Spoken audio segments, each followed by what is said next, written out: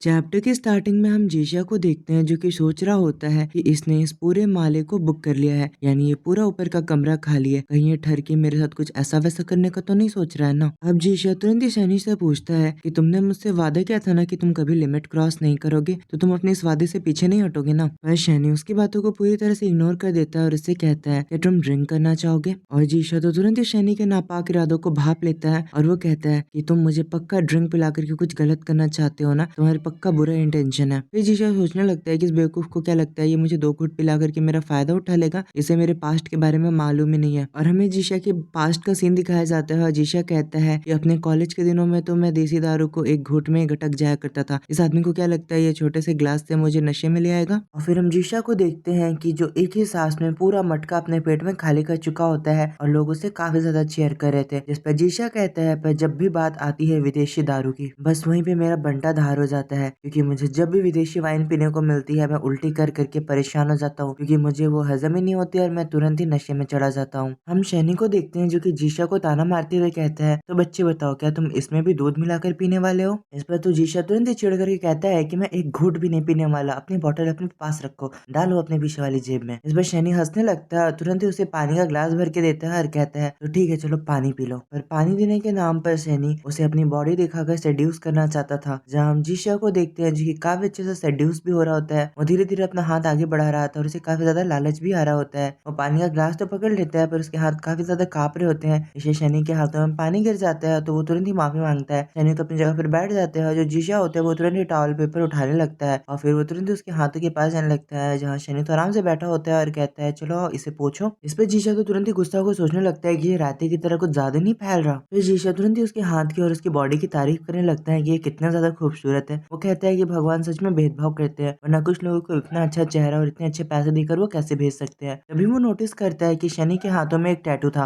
वो उसे टैटू के बारे में पूछता है, जिस पर जो शनि होता है वो कहता है क्या तुम टैटू को देखना चाहते हो, और वो तुरंत ही अपने कपड़े उतारने लगता है, शर्ट के बटन को खोल रहा होता है। इस पर जीशा तो तुरंत ही घबरा जाता है, काफी ज्यादा चिल्लाकर कहता है ऐसा करने की कोई जरूरत नहीं है, और तुरंत ही उसके शर्ट को पकड़ कर उसके सारे बटन को फिर से बंद करने लगता है और कहता है कि मैं तो बस क्यूरियस हो रहा था, इसका ये मतलब नहीं है कि मैं सच में देखना चाहता हूँ। जीशा तो सोचने लगता है कि मैं बस थोड़ा सा क्यूरियस हो रहा था, इसका ये मतलब नहीं कि ये खुद को नंगा करके मुझे दिखाने लगे, मुझे कोई भी इतना ज्यादा इंटरेस्ट नहीं था, और कहीं गलती से ये इसको भी कुछ गलत समझ लिया तो फिर मेरी ही लंका लग जानी है। और फिर जीशा तुरंत ही काफी अच्छे से उसके कपड़ों को बंद कर देता है, सोचता है अच्छा हुआ मैंने कुछ भी नहीं देखा। पर तभी हम शनि को देखते हैं जो कि एक इविल स्माइल लेकर आता है और उसके हाथों को अपने लिप्स के पास लाने लगता है और कहता है तो इसे भी तुम पेमेंट के तौर पर काउंट करोगे है ना। और फिर हम अगले सीन में देखते हैं वो लोग अपना किसिंग विसिंग खत्म कर चुके होते हैं, और तभी अचानक से जीशा को याद आता है कि उसे वापस लौट के जाना होगा, क्योंकि वो हॉस्टल में रहता है, अगर वो नहीं गया तो वो बहुत बुरी तरह से फंस जाएगा। जीशा तो तुरंत ही कहता है कि मुझे अब यहाँ से जाना होगा और वहां से सीधे ही भागने का प्लान बनाने लगता है। यहाँ पे शनि उसे पीछे से कहता है कि तुम यहाँ भी तो रुक सकते हो, तुम बिस्तर पे सो जाना, मैं हॉल रूम में सो जाऊंगा। इस पे जो जीशा होता है बिल्कुल भी नहीं, मैं तुम्हारे सारे इरादे जानता हूँ, वो ऐसा कहता है। वो कहता है मैंने इसको किस करने को बोला था और इसकी डील हुई थी, इसने मुझे बाइट कर करके छोड़ दिया, अब मुझे नहीं लगता कि अगर मैं रात को रुका तो ये क्या क्या और कर देगा, इस दरिंदे से जान बचाकर भागना ही अच्छा है। और हम फिर जीशा को देखते हैं जो कि टैक्सी लेकर वहां से प्रस्थान कर जाता है और वो पीछे से वहां पर खड़े हुए शनि को देखने लगता है और सोचता है चलो अच्छा है, कम से कम इसने एक ढंग का काम किया और मेरे लिए कैब बुला दिया, और अच्छा हुआ इसने कैब के पैसे भी दे दिए। वैसे भी अमीर लोगों को तो गरीब लोगों की मदद करनी चाहिए ना, तो मेरे प्यारे अमीर हो इस गरीब की मदद कर दो प्लीज। खैर कहानी में आगे बढ़ते हैं। यहाँ पर हम देखते हैं फिर जीशा आराम करने लगता है और वो सोच रहा होता है कि अच्छा खासा मैं उसे पैसे लौटा रहा था और अपनी जान छुड़ाने वाला था, बट देखो अब मैं और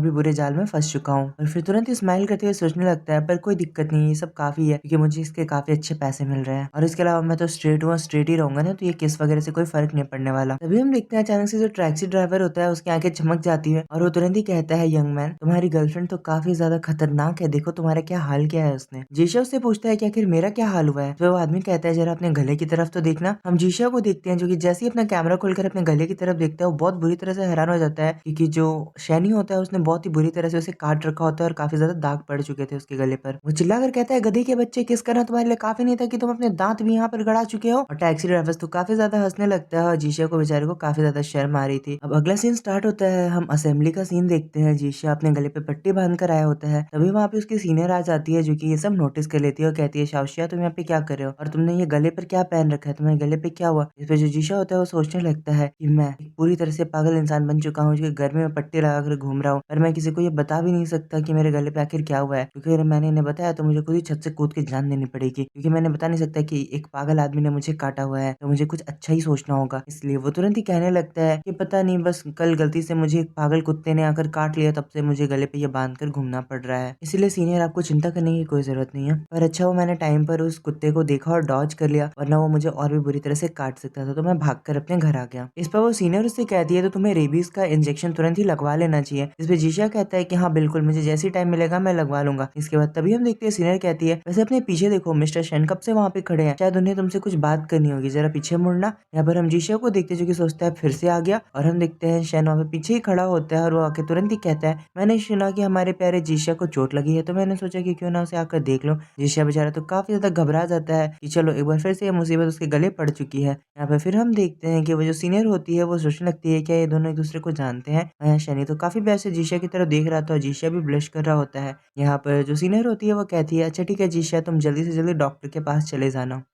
फिर शीना जीसा से कहती है कि तुम इस तरह टाइम वेस्ट नहीं कर सकते, तुम्हें कुत्ते ने काटा है, तुम्हें जल्दी से जल्दी जाकर डॉक्टर को दिखा लेना चाहिए और रेबीज का इंजेक्शन लगवा लेना चाहिए। जीशा तो कहने लगता है नहीं नहीं इसकी कोई जरूरत नहीं है। जो शनि होता है वो तुरंत ही उसे अपने साथ खींच के लेके जाने लगता है और कहता है कि मैं काफी ज्यादा फ्री हूँ, मैं तुरंत ही इसे डॉक्टर के पास ले जाता हूँ, तुम चिंता मत करो। यहाँ पे जो सीनियर होती है वो कहती है आपका बहुत बहुत शुक्रिया। और जीशा तो बहुत ही ज्यादा डर जाता है और सोचता है कि चलो एक बार फिर से मैं इसके हटके पड़ चुका हूँ, और वो बेचारा रोने लगता है। अगले सीन में हम देखते हैं उन दोनों को एक बार फिर से कार में जीशा को शनि अपने साथ होटल लेके जा रहा होता है, और यहाँ पे जीशा सोचने लगता है क्या इस बंदे के पास इतने ज्यादा पैसे हैं कि हर बार ये होटल को फ्री में बुक कर लेता है, और वैसे भी हम दोनों के कॉन्ट्रैक्ट में बस लिखा है कि हम दोनों को एक दूसरे को किसी तो करना है, आखिर ये मुझे बार बार होटल क्यों लेके जाता है और होटल को बुक क्यों करता है, क्या ये पैसे गैस के पैसे बचाने के लिए कर रहा है, या फिर वो सोचता है कि जो जितना ज्यादा अमीर होता है वो उतना ही ज्यादा कंजूस होता है। ये तुरंत ही सनी से पूछता है कि बताओ कि तुम मुझे कहाँ पे लेके जा रहे हो। इस पे जो शनि होता है वो कहता है कि हॉस्पिटल, और कहाँ लेके जाऊंगा, वहीं तो तुम्हें रेबीज का टीका मिलेगा। इस पे जीशा उससे कहता है तुम्हें पता है ना कि मैं झूठ बोल रहा हूँ, इसके बाद भी तुम मुझे डॉक्टर के पास लेके जा रहे हो। शनि कहता है अच्छा तो तुम्हें पागल कुत्ते ने नहीं काटा था। इस पे जीशा होता है वो कहता है कि तुम्हें बहुत अच्छे से पता है कि मुझे किस पागल कुत्ते ने काटा है, इसीलिए अगली बार कोई ढंग की जगह चुनना मुझे बाइट करने के लिए। तभी हम देखते हैं अचानक से शनि कार को काफी तेजी से रोक देता है और वो बहुत ही ज्यादा आगे बढ़ जाता है और उससे कहते हैं तो बताओ आखिर मुझे तुम्हें अब कहाँ पे बाइट करना चाहिए, जल्दी जल्दी मुझे बताओ, तुम जहाँ चाहोगे मैं कर लूंगा। इस वजह जीशा होता है वो तुरंत ही अपने गले को हाइड करने लगता है और कहता है मेरे नेक को छोड़कर, गले को छोड़कर कहीं भी कर सकते हो। जिस पे शनि उससे कहता है अच्छा तो पूरी बॉडी में, नेक को छोड़ के कहीं भी तुम्हें चलेगा ना, ये तो काफी अच्छी डील दी तुमने। फिर हम शनि को देखते हैं जो कि तुरंत ही उसके गालों को टच करता है और कहता है कि यहाँ पे ठीक है। जिस पे जीशा कहता है नहीं बिल्कुल भी नहीं। इस पर शनि अलग अलग जगह को टच करने लगता है और कहता है क्या यहाँ पे ठीक है। इस पे जीशा कहता है अच्छा ठीक है यहाँ पे कर लो, और शनि तो तुरंत ही उसके आगे बढ़ने लगता है, उसकी तरफ आने लगता है ताकि वो कह सके। इस पे जीशा तुरंत ही उसे रोकता है और कहता है ये तुम क्या कर रहे हो, यहाँ पे अपनी लाइन क्रॉस मत करो। इस पे शनि कहता है तुम चिंता मत करो, मैं बस तुम्हारी चोट को देखना चाहता था। इस पर जीशा तुरंत ही अपने गले की पट्टी को हटा देता है और उसे वो चोट दिखाता है जो कि शनि ने ही उसे दी थी। इस पर जो शनि होता है वो जीशा के काफी क्लोज जाने लगता है देखने के लिए, और जीशा घबराया हुआ था। जीशा तुरंत ही उसे कहता है इस बात को याद रखना कि तुमने वादा किया है लिमिट नहीं क्रॉस करने का। और हमारा चालबाज सनी तो तुरंत ही उसे कहता है कि तुम्हें वहाँ पे ऑलरेडी चोट लगी हुई है, तो थोड़ी और चोट से कोई प्रॉब्लम नहीं होगी है ना। इस पे जो जीशा होता है वो कहता है इसके बारे में सोचना भी मत। और जीशा अपने मन में सोचने लगता है कि मैंने सही सोचा था, इस बंदे के ऊपर 1% भी भरोसा नहीं किया जा सकता है, ये पूरी तरह से ठरकी है। और जीशा तुरंत ही बैंडेज को उठा लेता है ताकि वो एक बार फिर से उसे पहन सके, और शनि नाराज होकर उसकी तरफ देखने लगता है, बेचारा काफी सैड लग रहा था। जीशा सोचने लगता है कि आखिरकार मैं पट्टी कैसे लगाऊं, मुझे तो याद ही नहीं है पट्टी कैसे लगाते हैं। ये हम शनि को देखते हैं जो कि अचानक से अपनी कार से बाहर आ जाता है और बाहर जाने लगता है। जीशा उससे पूछता है कि क्या हुआ और आखिर तुम कहाँ जा रहे हो, पर शनि बिना उसकी कोई भी बात सुने हुए तुरंत ही वहां से जाने लगता है। जीशा सोचता है कि आखिर हुआ क्या, और सोचने लगता है क्या मुझे उसका पीछा करना चाहिए। हम देखते हैं कुछ देर के बाद शनि फिर से वहाँ पे लौट के आ जाता है, जिसे देखकर जीशा खुश हो जाता है। और जो शनि होता है तुरंत ही जीशा को एक बार फिर से पट्टी फेंक कर देता है और कहता है चलो इसे पहन लो। जिस पे जीशा खुश हो जाता है, सोचने लगता है चलो इसके पास इतना दिमाग तो है कि ये मेरे लिए पट्टी लेकर आया, ये तो काफी अच्छी बात हुई। इस पे शनि उससे कहता है क्या इसे पहनकर तुम्हें गर्मी नहीं लग रही। जिस पे जीशा कहता है क्यों ना मैं इससे तुम्हारा गला घोट दूं, तब तुम्हें पता चलेगा कितनी गर्मी लग रही है या नहीं। इस पर शनि तुरंत ही कहता है मेरा इंतजार करो, वो वहां से निकल जाता है। जीशा उसकी तरफ देखने लगता है। हम शनि को देखते हैं एक बार वो फिर से कहीं और जा रहा था। यहाँ जीशा को हम देखते हैं जो कि बैठकर सोचने लगता है क्या अब वो इतनी सी बात से नाराज होकर चला गया, मैंने इतना भी तो कुछ बुरा नहीं कहा था, और जब उसने मेरे गले की ऐसी हालत कर दी है, मैंने तो एक शब्द भी उससे बुरा नहीं कहा है अभी तक, क्या वो बेवकूफ इतना ज्यादा सेंसिटिव है। अब जीशा को भी बुरा लगने लगता है, वो सोचता है कि शायद उसने कुछ गलत कह दिया, इसलिए वो सोच रहा होता है कि वो जैसे ही आएगा मैं उसे अच्छे से बात करने का ट्राई करूंगा। और तभी अचानक से उसके सामने कोई आइसक्रीम लाकर रखता है। जीशा तो काफी ज्यादा हैरान हो जाता है और वो तुरंत ही शनि की तरफ देखकर कहता है कि ये मेरे लिए है। जिसपे शनि कहता है कि हाँ बिल्कुल। जीशा इसके लिए उसका शुक्रिया कहता है। जीशा तो आइसक्रीम को देखकर तुरंत ही पहचान जाता है कि ये काफी ज्यादा फेमस दुकान की आइसक्रीम है। पिछले साल वो अपने सीनियर के बॉयफ्रेंड के साथ वहाँ गया था और वहाँ उन्होंने केक खाया था जो कि काफी ज्यादा टेस्टी था, इसलिए जीशा बहुत खुश हो जाता है। फिर तभी उसे याद आता है कि आइसक्रीम तो काफी ज्यादा